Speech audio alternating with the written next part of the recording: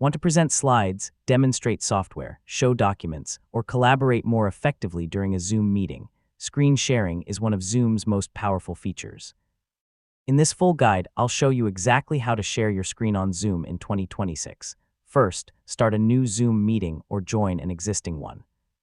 Make sure you have permission to share your screen.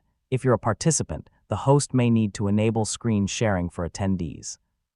At the bottom of the Zoom meeting window, find and click the Share Screen button located in the meeting toolbar. Zoom will display available sharing options. You can share your entire desktop, a specific application window, a browser tab, a presentation, or even a connected whiteboard. If you're sharing videos, presentations with sound, or media content, enable the Share Sound option before starting the screen share. Select the screen or application you want to present, then click Share. Your chosen content will immediately become visible to meeting participants.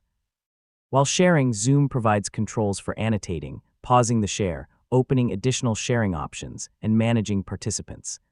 These tools can make presentations more interactive.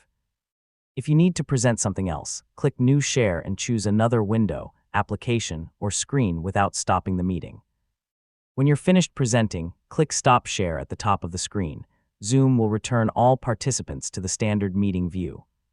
For a smoother presentation, close unnecessary applications, disable distracting notifications, and organize your materials before sharing your screen.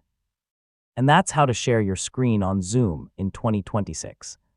Whether you're teaching, presenting, collaborating, or demonstrating software, Zoom's screen sharing tools make it easy to communicate visually with your audience. Start sharing your screen and make your meetings more engaging and productive. Thanks for watching.